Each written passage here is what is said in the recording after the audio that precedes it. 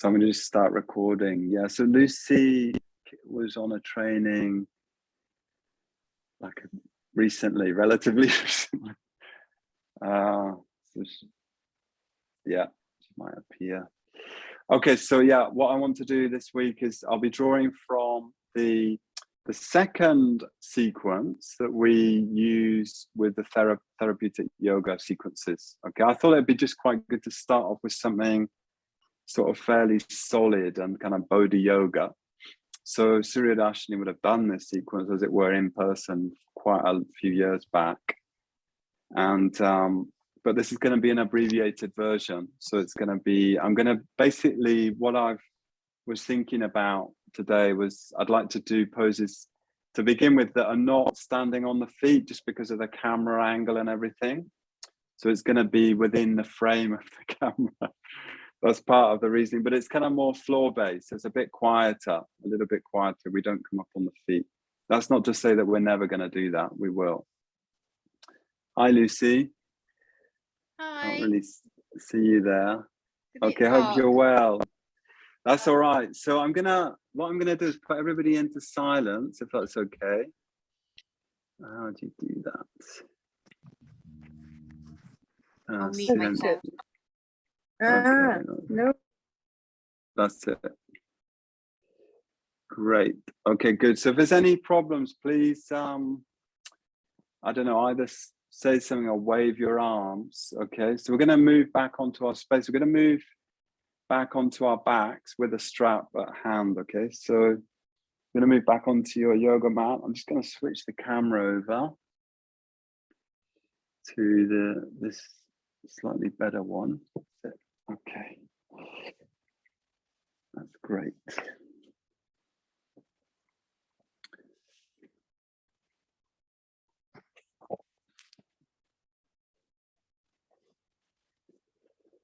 Okay. Great. So yeah, I'd like you to move back into semi-supine position.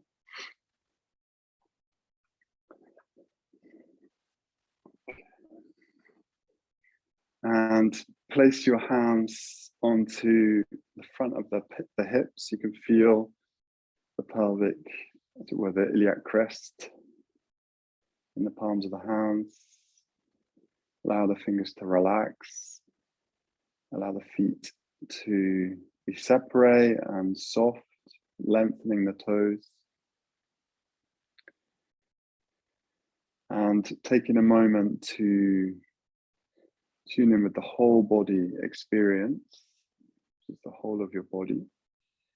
And being aware of the space you're in. So I know, you know, maybe it's not new for some of you now, but we're working, all of us are in our own spaces, but we've got this common collective space, which is actually, you could say, the internet.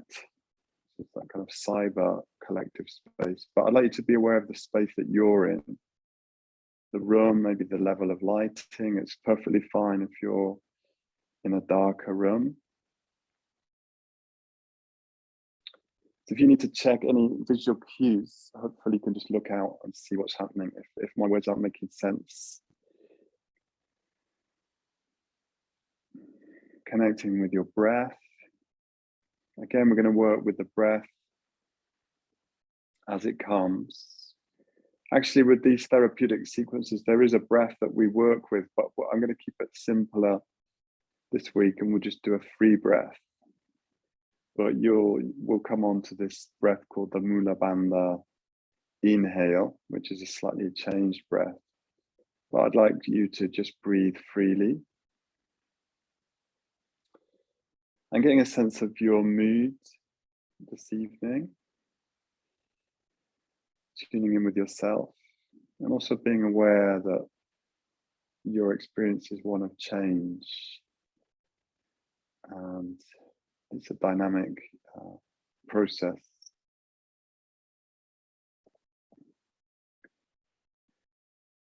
And then tuning in with any specific sensations.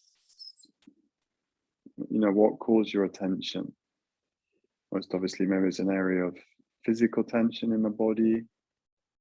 Maybe, well, in my case, a sense of coolness in the room, slightly uncomfortable. at the same time stimulating. Maybe there's some tension in a certain area of the spine.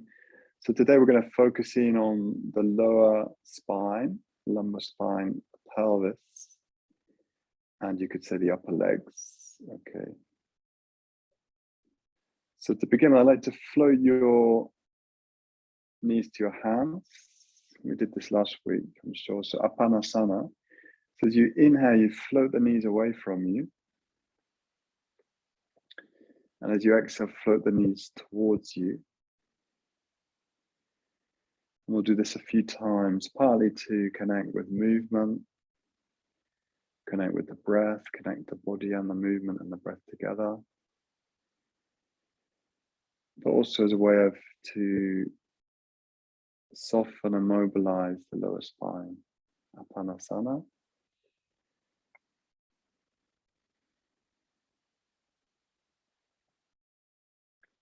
Inhaling, you're floating the knees away. We keep contact between the hands and the knees. Exhale, float towards.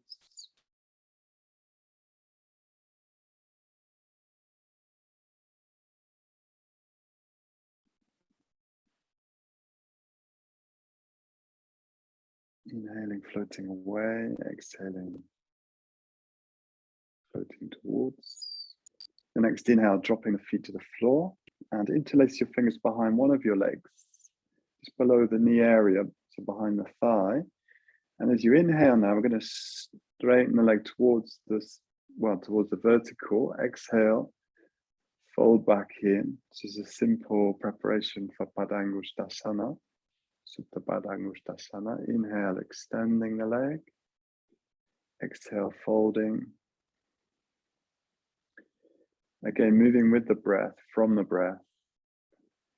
As we extend the leg, projecting through the whole length of the leg into the sole of the foot, broadening across the foot, lengthening the toes, and engaging your thighs. There's a sense of toning in thighs as you come towards the end of the leg extension.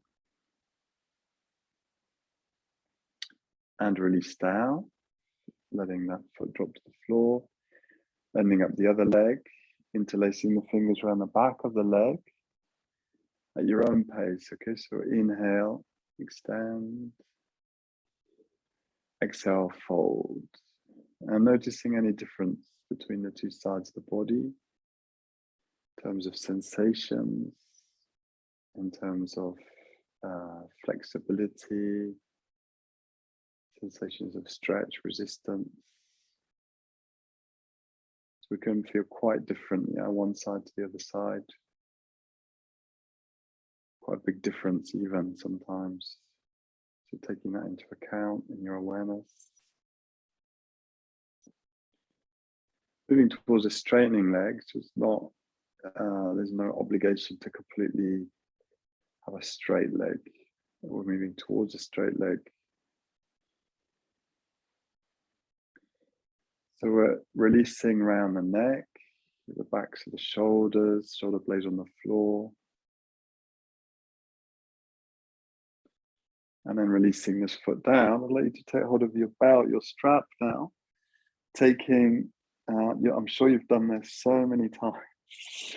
So we take the strap, one, as it were, tail into each hand. And we come back to the first side, place the belt across your foot and bring the knee down towards your body. So we're going to move into this gradually. Taking hold of the strap, either side of the foot. Okay, so each tail of the strap. And then very gradually start to lengthen towards a straight leg. So you're feeding the belt through the hands, keeping the arms long. I know some people prefer to have their elbows on the floor. So that's also a way of doing this. My preference is to have the arms straight. Moving towards, again, a straightening leg. Back of the pelvis is on the floor. And then we can lengthen down the other leg. So the leg that's not up, we lengthen along the floor. Breathe there, closing the eyes. taking your awareness into the static hold, Supta Padangusthasana. I'd like to clarify broadening across the chest, broadening across the shoulders, at the same time, a sense of softness between the shoulder blades, so that rhomboids between the shoulder blades. Taking awareness into the back of the body as much as aware of the leg, aware of the back of the body. It's like the part of the body we don't see, but we can certainly feel it. And feeling the back of the body in contact with the floor, the back of the leg, back of the pelvis, section of the spine in contact with the floor, between the shoulder blades, back of the head. It's really important to have a sense of the back body because it's an area that we can forget about. Tensions can accumulate there. And as we know, part of the process of letting go of tension is to become aware of it. Taking your attention into the back body. Bending your leg, your straight leg. Bring both soles of the feet onto the floor again, switching sides. And start off with the knee bent towards you. Lengthening the neck, slowly feeding the belt through the hands towards a straight leg. So no rush to get towards a straightening leg. Again, feeling the difference between the two sides. We can then lengthen down the opposite leg. Deciding what you're doing with the arms, whether they're straight arms or elbows, as it were, pinned to the floor. Moving towards a straight leg, active lengthening through both legs. And taking awareness once again into the back of the body. Back of the spine, back with the back spine, back of the body, back of the head, back of the pelvis. Down the back of the leg to the heel.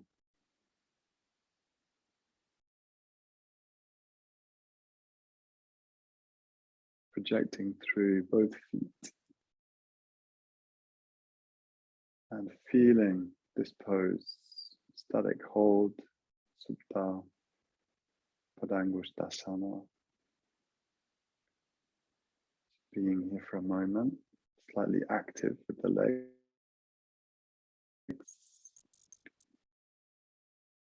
So you can explore as well, always, how much effort you put into a pose, whether you go for more effort, less effort. So I was really struck this morning. I've had quite a full-on week.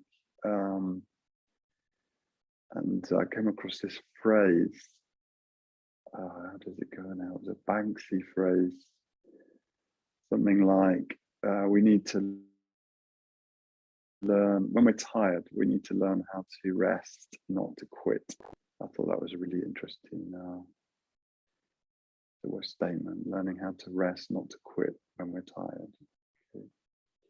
Sometimes it's really appropriate to make less effort. Okay, bending the leg, releasing down. You can place the feet again onto the floor. We're going to come into, again, this will be familiar to you. So it's the half lotus. So I want you to bring your, just so we do the same side, the right heel, so right ankle onto the left thigh. Take your right hand through the legs and see if you can wrap around the shin or the back of the thigh. So this is sometimes called a hip stretch. Actually, when you look at it, it's like a half lotus, Ardha Padmasana. Attentive to any knee issues, okay, with this pose. Don't want to be forcing a knee. And again, the back of the body on the floor. although you're going to probably mainly feel this in the groin, in the buttock on the right side.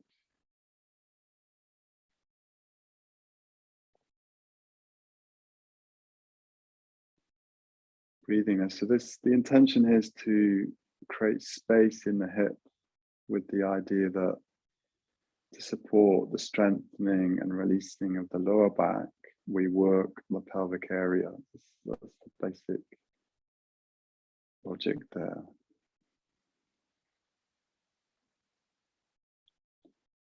The tightness in the hip can limit movement of the lower spine. So we're freeing up the hip to free up the spine. Okay, releasing this side and switch sides. So now the left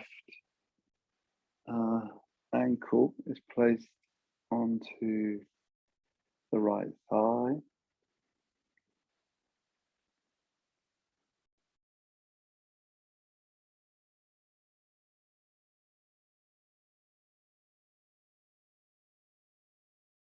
And again, if you can, the arms long,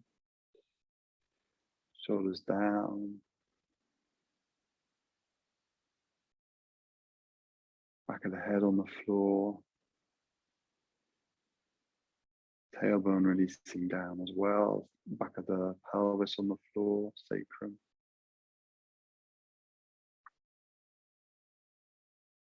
Letting the pose soak down into the tissues around the hip joint. It's an area which is dense in connective tissue, in muscle tissue. It's a powerful joint. Okay, and then from there again, releasing back into semi-supine. Just having a moment to check in with yourself in a more neutral shape. Okay. Checking in with the sense of the mood. And then from here, I want you to bring either the hands or the arms out into the T shape at shoulder high, and the knees or the legs together, coming up into like a right angle, we could say, because this is a dynamic twist. Okay, so as we exhale, I want you to swing the legs, the hips to one side, rolling across the back of the pelvis. And as we inhale, before we touch the floor, come back to center and exhale to the opposite side. Okay, just before you touch the floor, inhale back to center. So this is going to engage the abdominal wall. A bit more challenging. Inhale back to center. Another position for the hands is behind the head, but you really want to try and keep the elbows down, okay? So if you don't want to go with the T shape with the arms, bring the hands and the back of the head. Keeping the shoulders down, moving continuously, as graciously as you can. Exhaling to one side, inhaling to center, and feeling your way around this movement. So what is actually going on? So it's quite complex, even though it's very simple. Dynamic twist. You're moving slowly, so with the breath, you'll feel the abdominal area engaging to help stabilize the movement, keeping the back of the pelvis on the floor as you roll around the pelvis. Okay, next time we take the legs to the right, let them fall down all the way to the floor. Some of you may remember this from our trainings. So the legs are going to the right, the gaze goes to the left, the elbows stay down.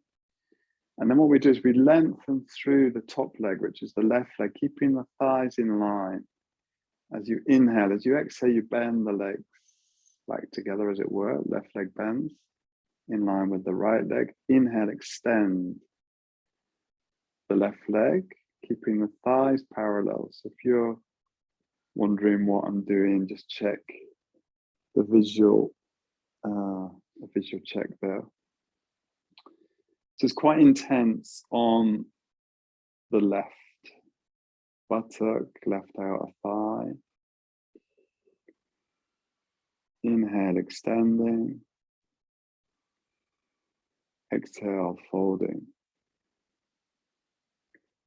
On your next inhale, I want you to extend the leg and hold the leg there. It's like it's floating parallel to the floor. And then see if you can turn the toes towards the ceiling. So you're doing an external rotation of the left thigh. So I'll just repeat that. So you're turning the left leg out. So the toes go towards the ceiling. You really will feel the left buttock engage quite strongly, the left outer thigh working because you're holding the leg, as it were, floating parallel to the floor. And then exhale, release. Come back to center. I'm going to swing round because I've got a wall in the way. I'm not going to start a battle with the wall. So you can probably stay where you are.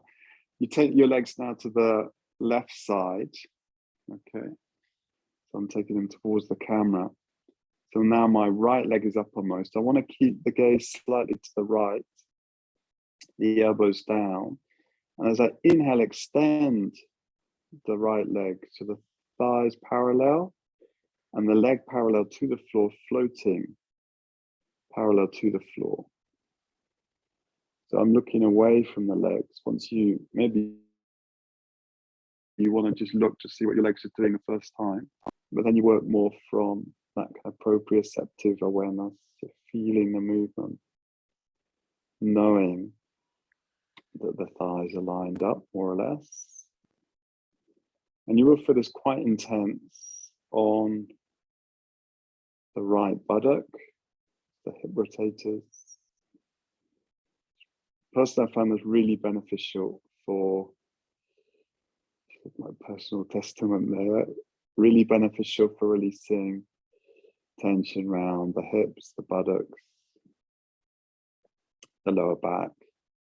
So it releases tension, but it's also strengthening, toning. So we can do that a few times, 5, 6 or more, 8 times. Next time you extend the leg, floating it there, and then see if you can turn the right toe towards the ceiling. Just like within the axis of the leg, you're doing a rotation, external rotation. So we're keeping the leg parallel to the floor, but turning the toes towards the ceiling. I'd say that's pretty intense work there for most people. So keep breathing if you can. Maybe the breathing goes a bit faster. Okay, then release. Back round to semi-supine. Take a pause there.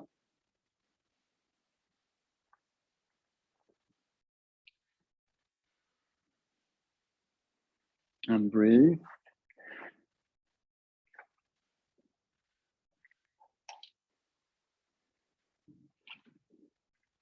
Okay, now we're in semi-supine, but we're going to stay in semi-supine for a moment. I'd like to bring the inner edge of the feet together now. So you've got like a narrow foot base and you bring your arms down by your side. This is very simple. It's like a play with Vipadapittam. Okay, so the inner legs are together.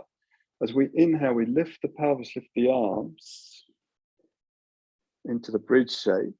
So you might not get a lot of height. As you exhale, you bring your pelvis back down to the floor. So you might want to bring your feet closer to your pelvis to get a little bit more leverage, but keep the inner legs together. So inhale, we come up. Exhale, come down. Again, smooth, continuous movement. Aware of changing sensations. noticing where this pose works in your body. Yeah. So what we're going to do 5 or 6 repetitions with different foot positions. I'd like you to observe what goes on in the pelvis. Okay, next time you come to stillness, I'd like to take your feet now to like hip width, more standard instructions of hip width, separated, and repeat again a bridge. Inhale, coming up. This will probably feel easier with the feet in line with the pelvis. Inhale, lifting into the bridge.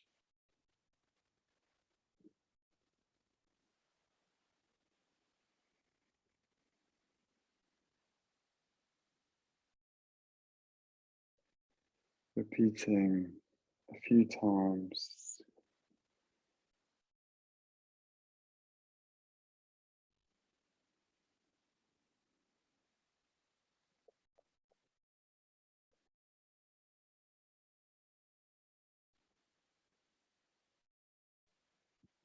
Five or 6 times. Again, coming into stillness. And now we're going to take the feet as wide as your mat, or even wider if that's appropriate. And we'll do the same movement. So you inhale, coming up into the bridge, feeling now again the sensations in the pelvis. So you've now got your feet wider than the hips, maybe as wide as your mat. Feeling what's going on in the pelvic area, around the pelvis. Inhale, coming into the bridge. So it's a simple movement, but in a way it's powerful. Yeah? If it's done with a sense of conscious action.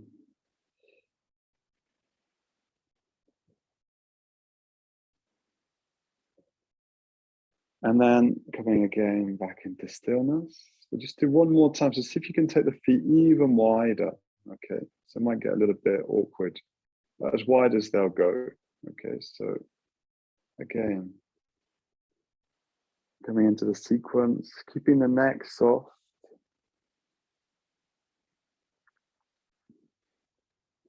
Playing with the distance between the feet and the pelvis. So you can bring your feet closer to the pelvis to give you a little bit more leverage, but we're trying to keep the feet wide.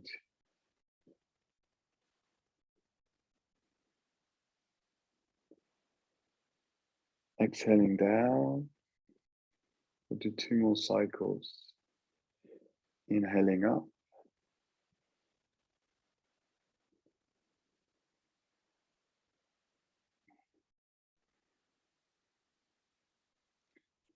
Bring a free breath.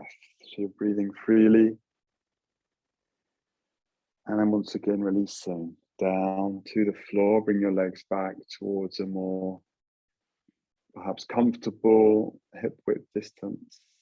Coming into semi-supine, resting the hands back onto the iliac crest for a moment. Connecting with your experience in the legs. It's work for the legs, the lifting, strengthening and toning the thighs, as well as mobilizing gently into an extension of the spine. From there, rolling to one side. Okay. And we're going to do one of the lunges. Okay, so we'll come into all fours. And so this is where I might go, my head might go off this camera frame. No, I'm in the frame, that's good. Okay, so bring one of your feet forwards, up to you, and tucking the back toes under or not, it's up to you. Okay. Now I want you to bring yourself a little bit higher up, resting Well, I've got my right leg forwards, my right hand rests on my knee, and my left hand down by my side. Okay, so if you've got your left leg forwards, it's your left hand on the knee and your right hand down by your side. So as we inhale, we deepen the lunge and look up and lengthen from the back knee to the top arm. And as we exhale, we lift a little bit out of that lunge, just like you're lifting up. On the exhale, and as you inhale, you deepen the lunge. So we're working into the hip flexor. Exhale, lifting the pelvis. So working as deeply into the lunge as is appropriate for your body. Reaching up. On the inhale, at the same time of sinking the pelvis. As you exhale, you lift the pelvis, drop the arm. A couple more times.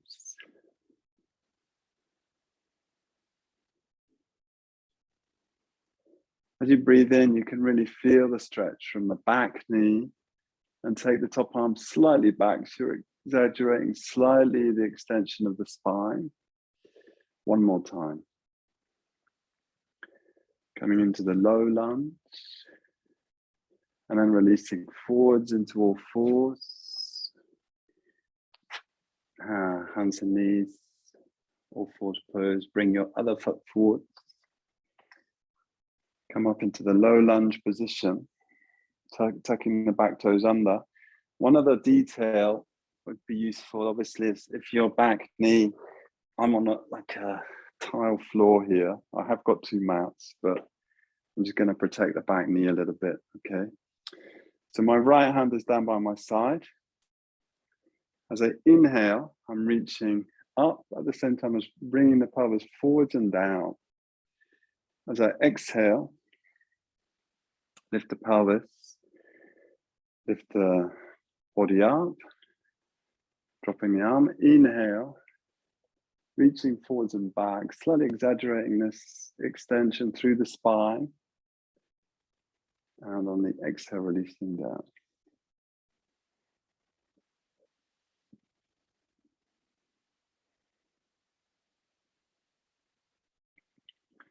So with more flexibility, you're going to go for a longer base.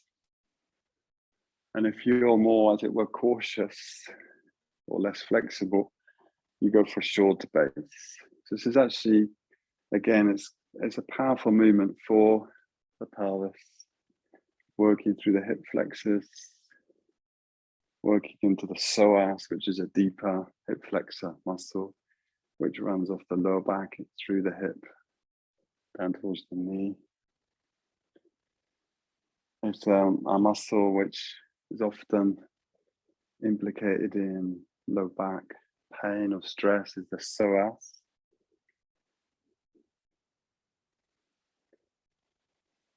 Doing that 2 more times. So as you inhale, you're going into a deeper extension. And as you exhale, releasing. One last time. Inhaling. Your other hand is doing a supporting roll from the knee. And then as you exhale, release down. Come back into all fours. And now release back into child's pose for a moment. Let your head come down. Rest your arms. Reconnect with the breath. Softening the pelvis. Feeling that work which we've done into the hip flexor.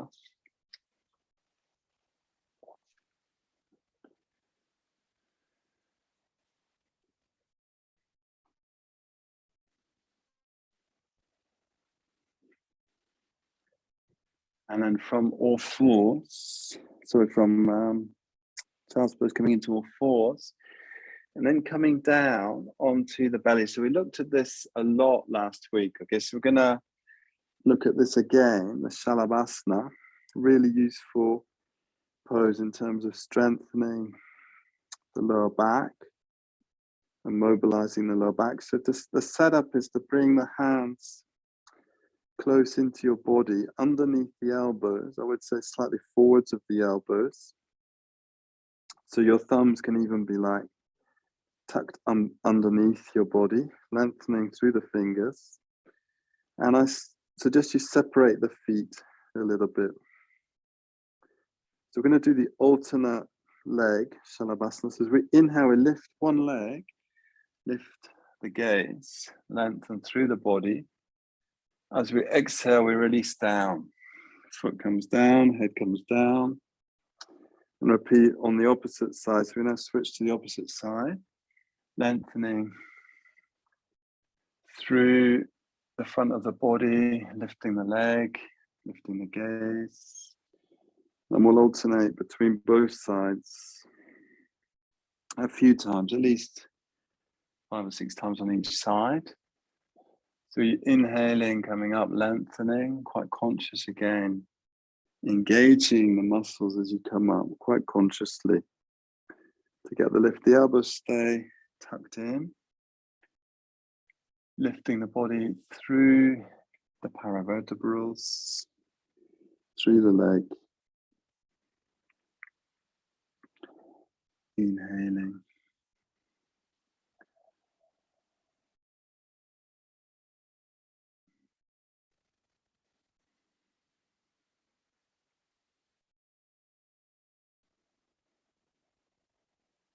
Exhaling down. Inhaling up.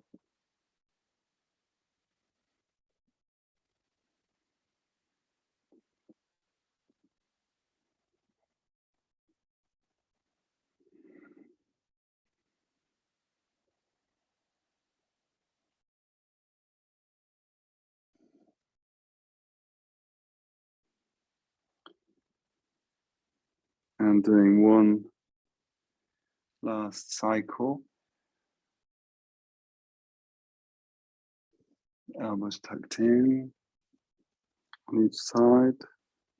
And when you're ready, moving back to all fours. Back into child's pose, letting your head rest down. Letting the arms release. Do you remember last week we were doing this thing of taking the arms through the legs? So if you enjoyed that, you could come back to that version of child's pose. So I've got my arms going back through between the legs.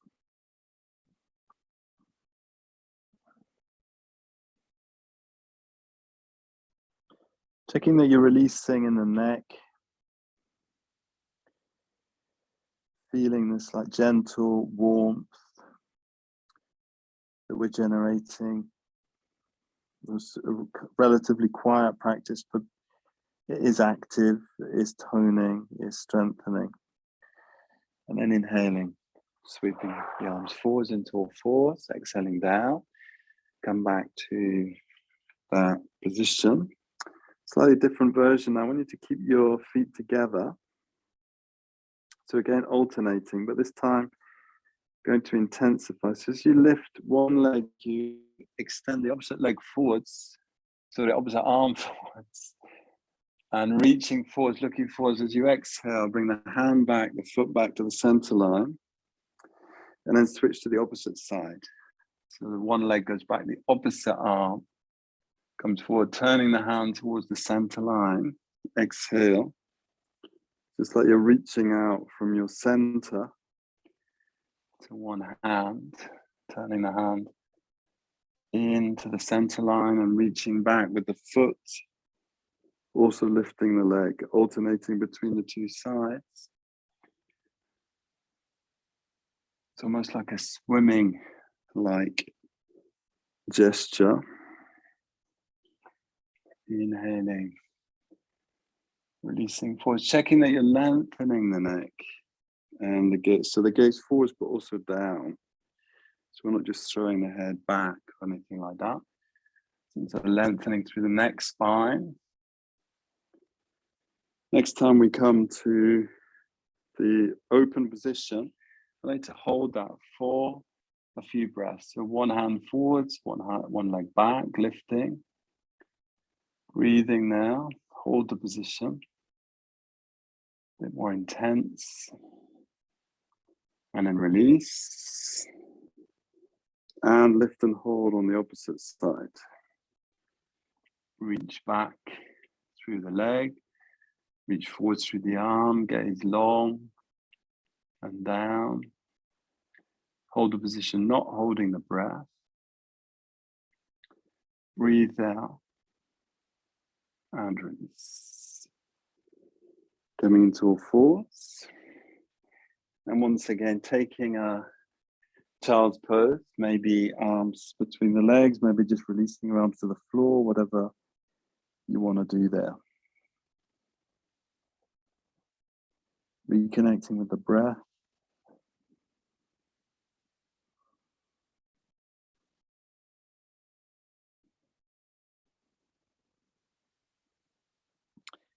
Allowing your breath to quieten again.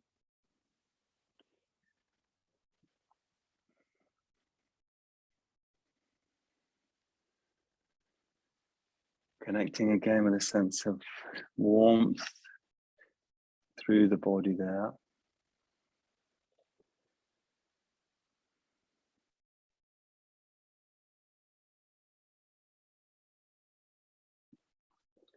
Sweeping the arms forwards into all fours. One last time, down onto the belly. And bring your feet again into the center line, so the inner feet are touching. And bring your hands close into your body. So it's like the same start position as last time. So this is a version of Vimarsana. Like a double pulse Vimarsana. So Vimarsana is lifting the legs and separating the legs. So I'll just go through it once, as it were, talking it through. So as you inhale, you lift the chest and lift and separate the legs. Keeping the height, we bring the legs back together and lower the chest a little bit and then open out again.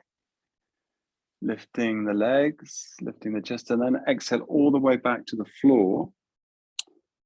Feet together. So I'll just repeat that so it's clear. So it's like a double pulse Vimarsana, which we did last week. So as you inhale, you lift and separate the legs, wide, lifting the chest. Exhale, keep the legs lifted, the chest lifted, but come into your center line with the legs, and then repeat the lifting and opening on the inhale. And then exhale all the way back to the center line, onto the floor. So we'll do that 3 more times on your own breath. Let me just see what's happening now. So you lift on the inhale, separate the legs. Exhale, lower yourself, but not all the way to the floor, sort of halfway. As it were, opening the feet wide, and then come back to the center and take a pause. One more time, inhaling, lifting the legs wide. Just quite a, again, slow, powerful movement. Exhale, coming into the center line, but not touching to the floor. Then reopen. And then release. So just 2 more times. Now at your own rhythm, your own breath. Following your breath as you inhale, lifting. Exhale, lowering. Inhale, opening again. And exhale, releasing.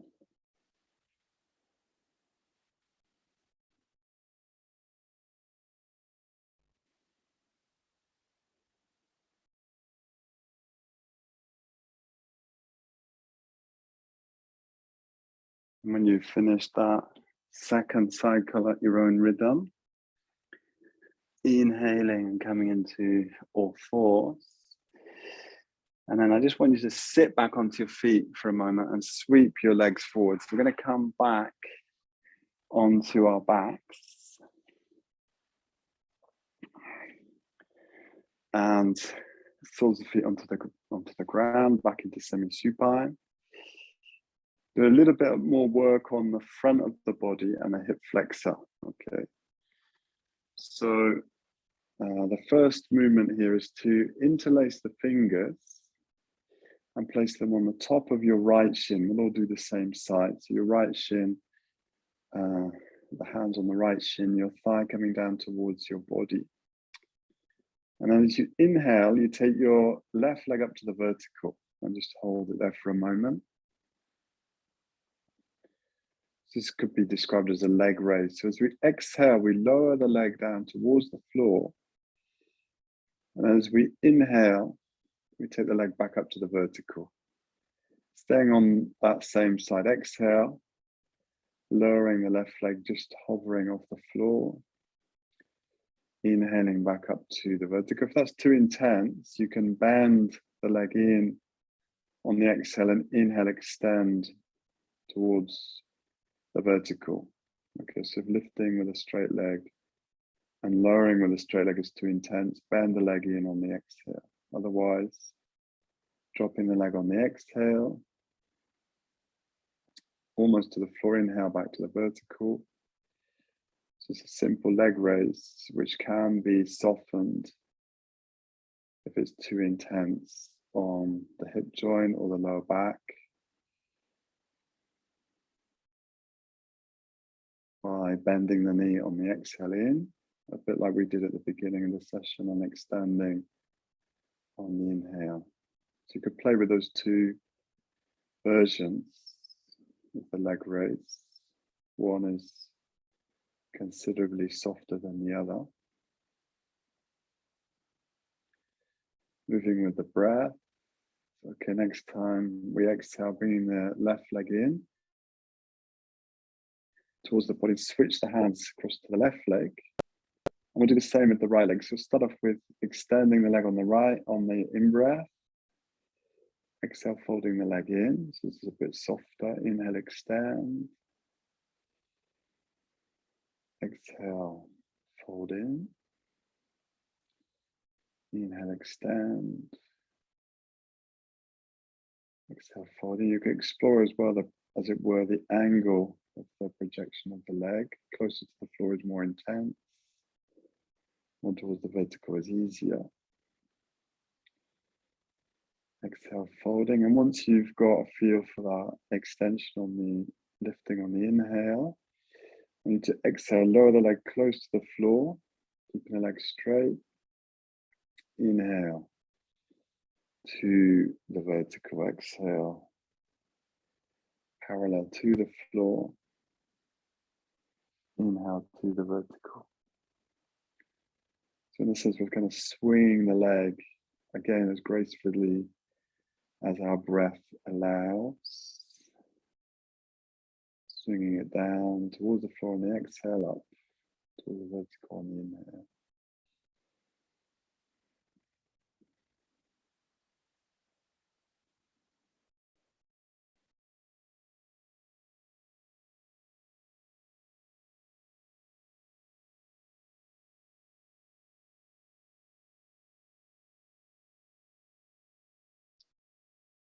Okay, then coming into stillness again, semi-supine, feeling what's happening in the hip joint. This again is more like a strengthener, toner for the hip flexor. Release your hands onto your body for a moment. Take a pause there. So this is where it could be useful to have a bolster, although actually I'm thinking a bolster is going to be pretty big, or at least this one is. And I'm gripping the bolster between the legs. So if you've got a cushion, that actually might be better, but I'm going to go with the bolster because it's what I've got on hand. It's a little bit more work for the leg, but that's okay.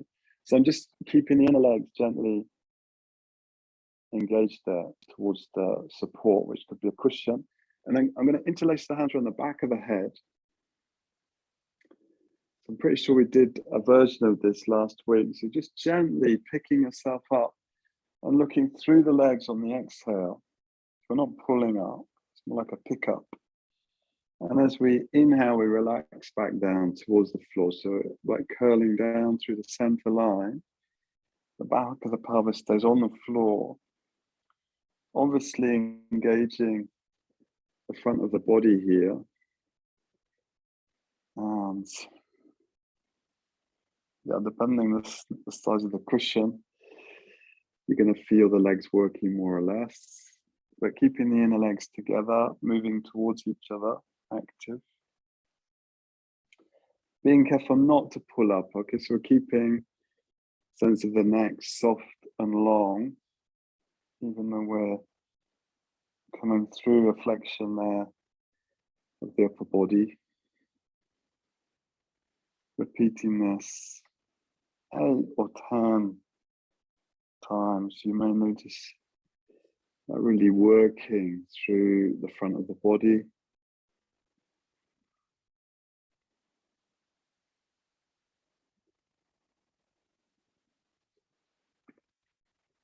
Three more times. See what's happening now. You're keeping your shins pretty much parallel to the floor. That's it. And really being careful not to pull with the arms, okay? It can be done without any support between the legs as well.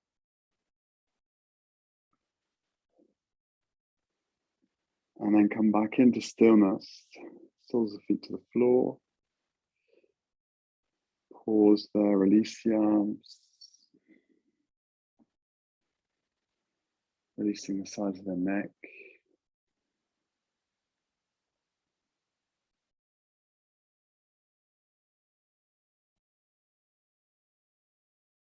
Releasing the shoulders, the arms.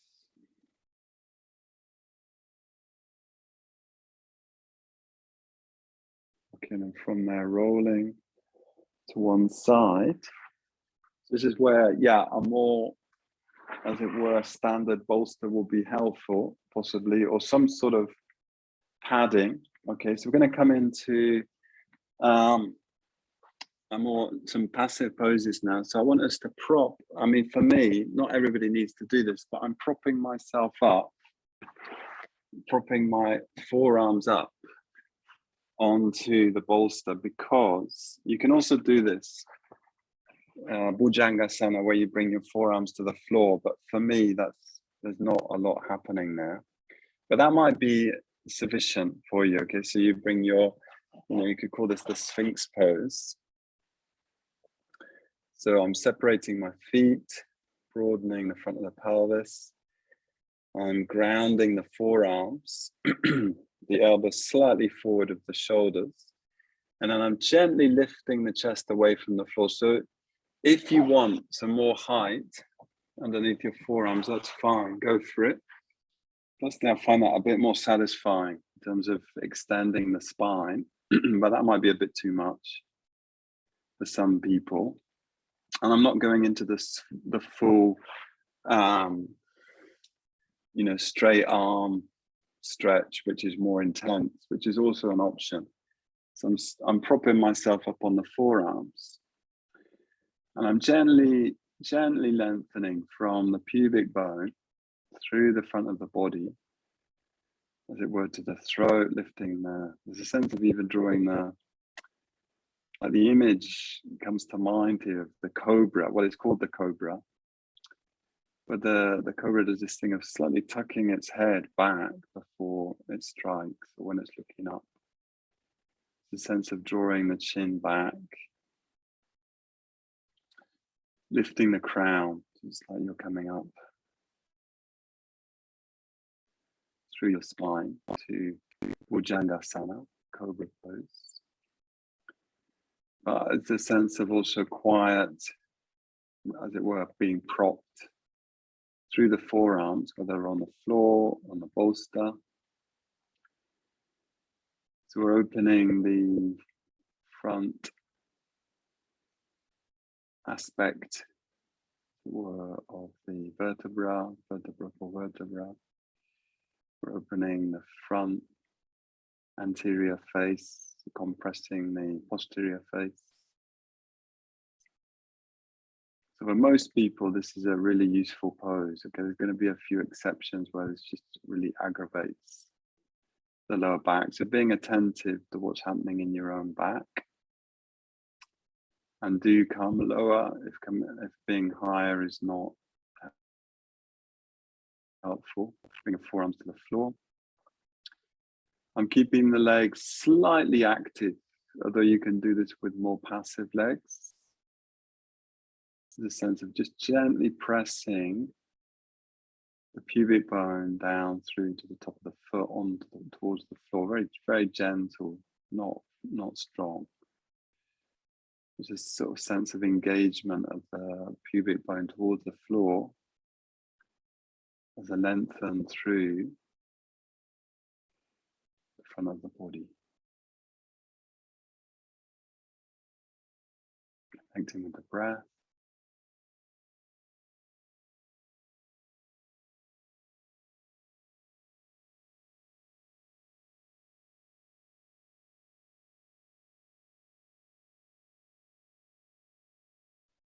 And then from there, yeah, we're going to come down. One could stay there longer, I'm sure.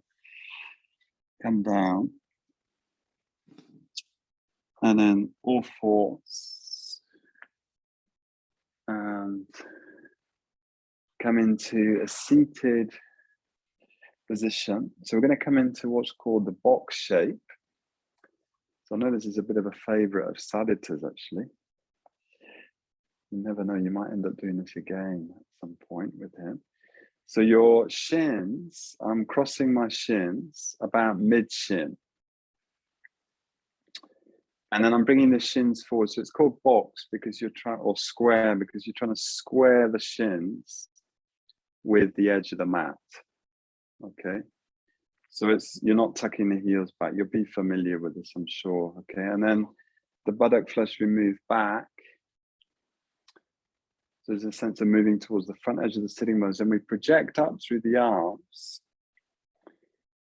And then we gently tip forwards over the front edge of the sitting bones, bringing the fingertips to the floor. So sometimes it helps to actually activate, there's a sense of pressing the feet away from each other, if that makes sense. So I'm gently flexing the feet, engaging with the feet, and I'm gently coming forward. So I'm not collapsing forwards here, even though that might be possible. There's a sense of staying long through the front of the body and feeling what's happening in the pelvis. It's a powerful posture, as it were, for the hip rotators. Okay, and there's a sense of the inner legs softening and allowing the body to come forwards, but we're not collapsing forwards. There's a sense of propping yourself up on your arms and your hands. Breathing there.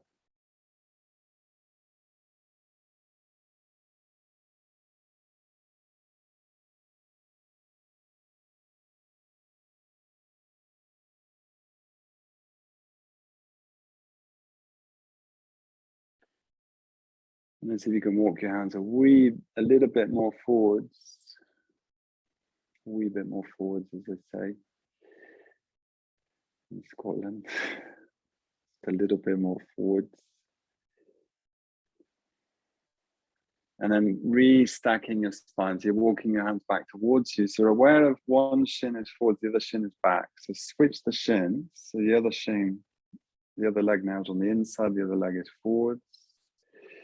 Bringing your knees towards each other. So you're crossing about mid-shin. The shin's parallel to the front of the mat. Project your arms up. Lengthen from the sitting bones. If you can, come towards the front edge of the sitting bones. And then you tip forwards over the sitting bones.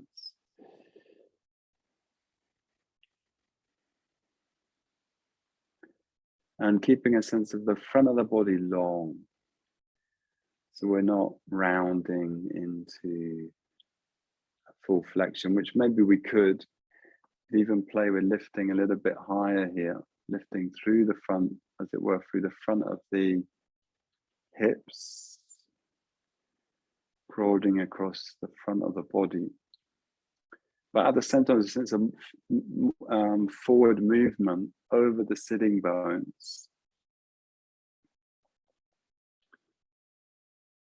So it's like passive, but there's a sense of alertness Awesome. So it's not a completely yin style practice where you really surrender in. There's a sense of also lifting through the spine. And maybe you're even engaging the legs very lightly, if that's helpful. Sense of projecting through the soles of the feet.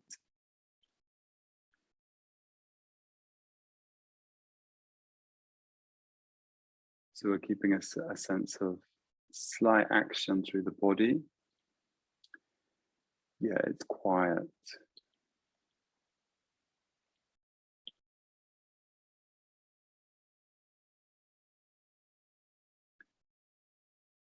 Breathing, connecting with the breath. Okay, we'll walk the hands a little bit more forwards, maybe. Fraction. Okay, just keeping a sense of length through the front of the body. There's a sense more of like uprightness. So we can do this posing more passively, where you just let yourself forward, fall forwards, resting the head, and so on. But we're doing it slightly differently now. From there on an inhale, re-stack up the spine. Okay, now we are going to come down to the floor into a more passive pose. We did this last week. So it's a lying twist, the supine twist. I'd say there's kind of two basic possibilities here. One is when you come into lying on your back, and then you simply take the legs to one side. That's fine. Okay, with the arm resting on the top of the legs. But if you want to, or if you can, you could wrap your right forearm around the legs and go to your right.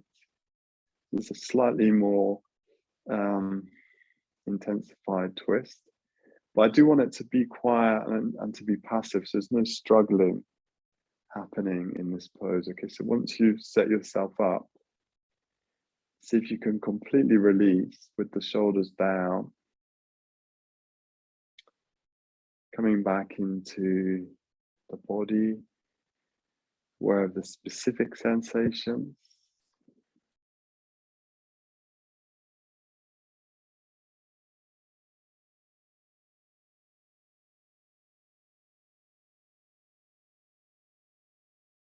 Being aware of the whole body. And now there's a sense of the whole body releasing.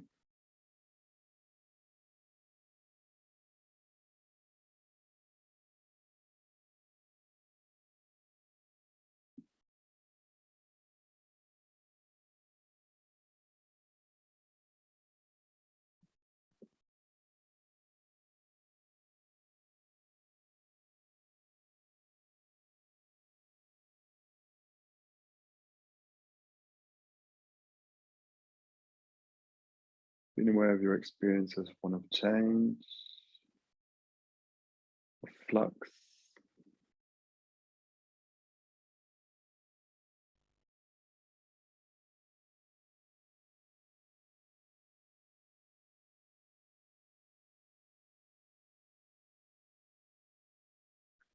Being aware of the breath.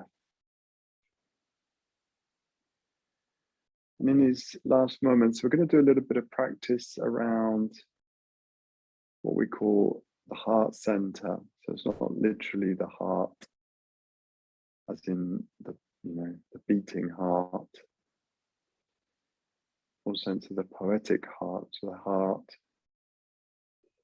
I'd like us to see if we can connect in with the quality of kindness, gentleness, which on a basic level is just being aware of yourself and others with a sense of gentleness, not critical, being aware of what's there directly in an open, friendly way. So I'm going to invite you into that. Okay, as we change side, so taking up the position on the opposite side, you can either have your arm on top of the legs, or see if you explore wrapping.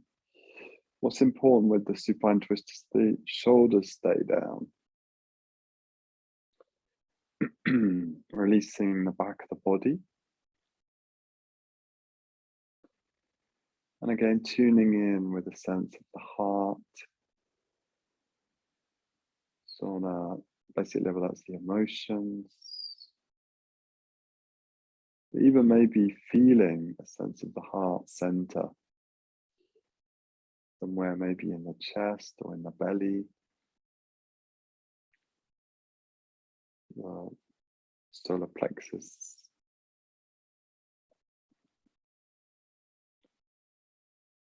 And connecting with a quality of gentleness and being with whatever is there. The kindness in that sense. Kindness is this ability to be with what's there without judging or criticizing.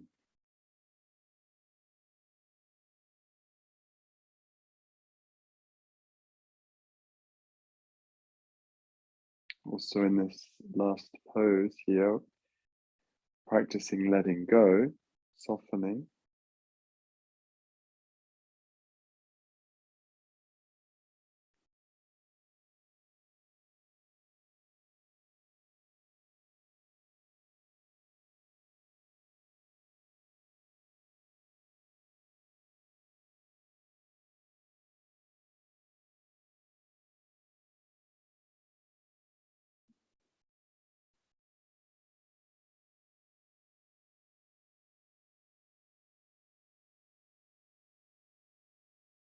Tuning in with your body sensations, also bring a sense of gentleness and kindness to that.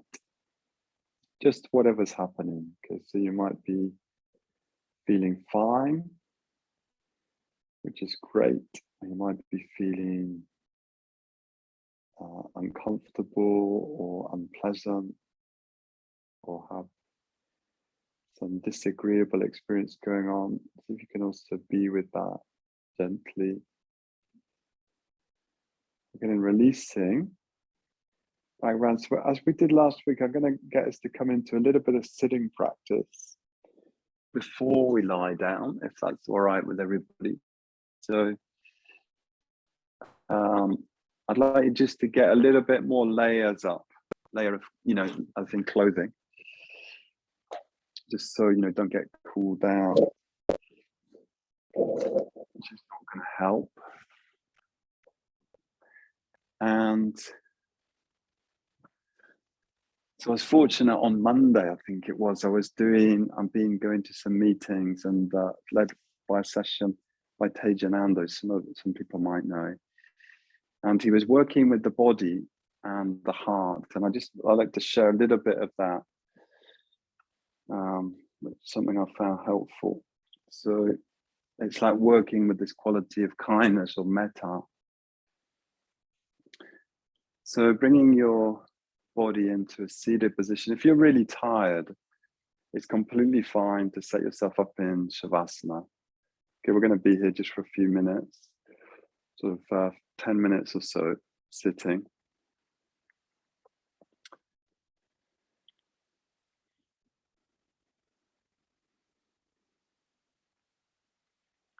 So make sure you're not going to cool down too much.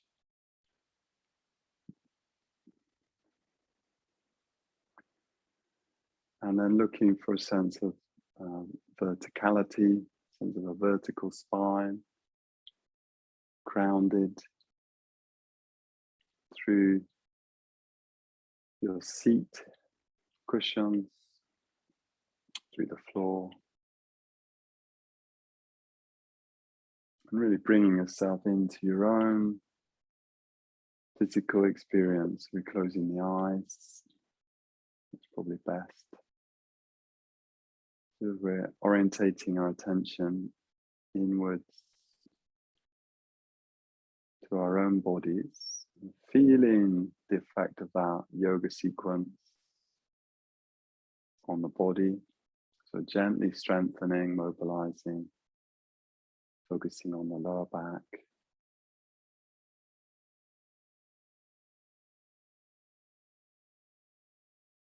Again, being aware of any specific sensations that come to your attention.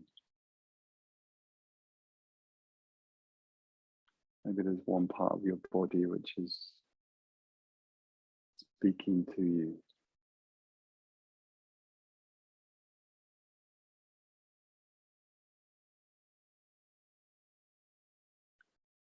So as I'm saying, the practice of kindness here is embracing your experience as it is directly. So we're going to come into as fully as possible experience of the body, sensations in the body, and see if we can connect with this quality of gentleness or kindness.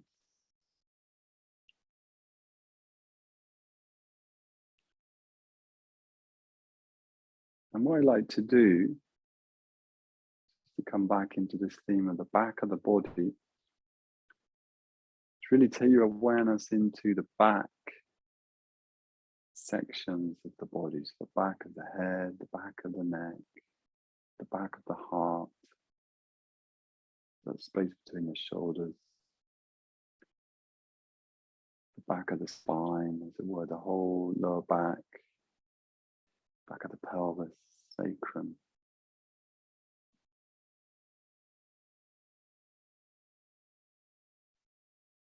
Even the back of the legs. So bringing awareness into that area of the body. Again, bringing a quality of kindness to that. Of accepting what's there.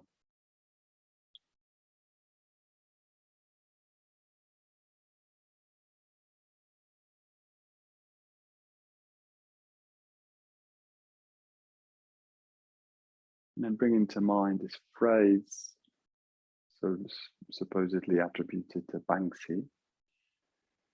So we're learning how, when we're tired, how to rest.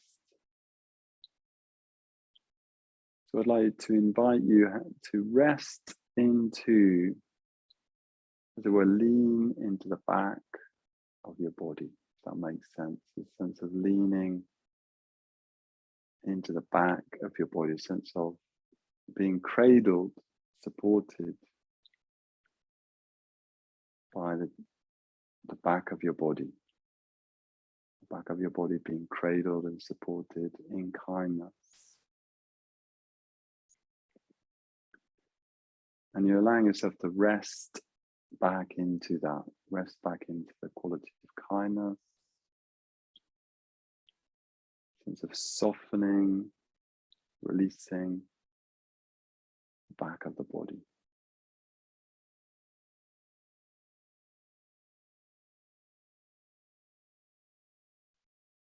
The image that maybe comes to mind is a sense of being embraced by someone, or as it were, embracing yourself, as it were, from behind, and gently cradling your body and leaning back into that warm embrace.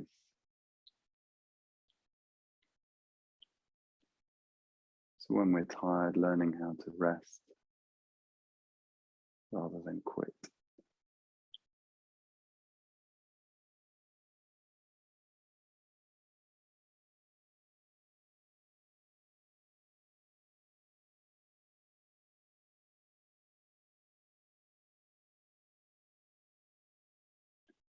Sense of leaning into kindness, resting back into kindness, body softening.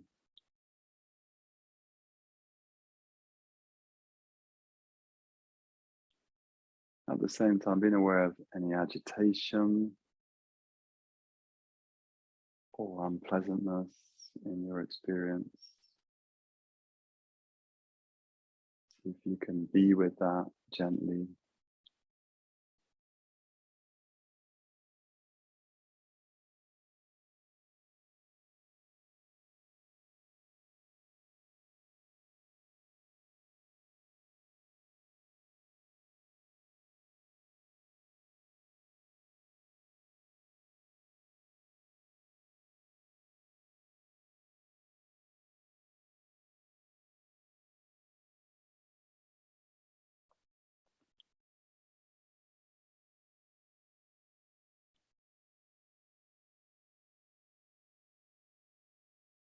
looking, and from there, so without disturbing yourself too much, I'd like to invite you to, really come down, as it were, onto the floor, resting onto the back of the body for the last few minutes of the session. I think we'll do as we did last week. I'll set you up and then lead you in, and then I'll take my lead. So you can use the bolster behind the knees. That can be really helpful in terms of it's this idea of bringing the back of the body closer to the floor, and also helps to soften the knees, and then some support for the head, maybe not too much height behind the head, but some support for the head. And you can rest your arms down by your side or the palms onto the body if you want a more contained experience. But I'd like you to come here at least for 5 minutes or so. Okay.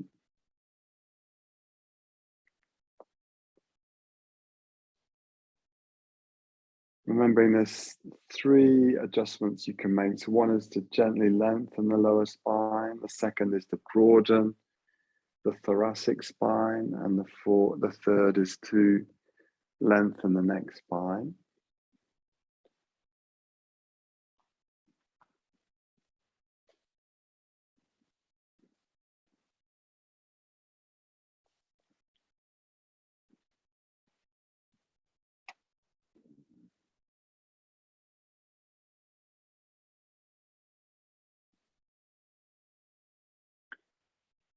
And then with these last few minutes of the session,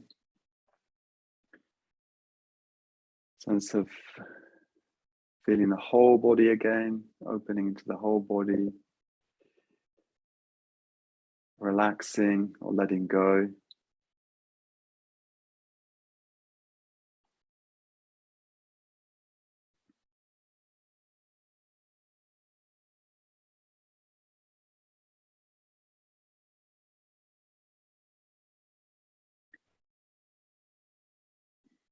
And tuning in with the heart center. So see if we can really tune in in a gentle way with what's going on in our heart mind, what's called Chitta. In Buddhist terminology, Chitta is the heart and the mind. So it's, as it were, the seat of the emotions, but it's also the seat of, as it were, cognitive processes, thinking, images, stories that we tell. So coming into that space.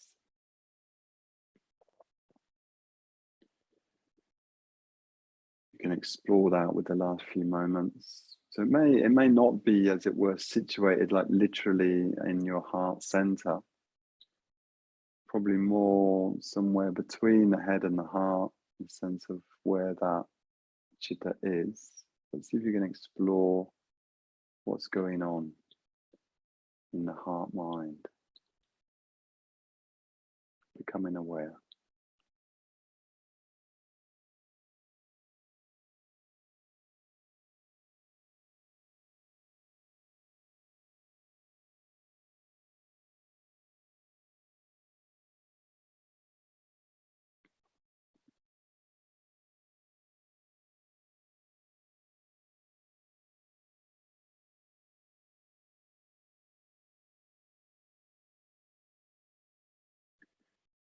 I want to thank you very much for coming along, and hope you got something from this session.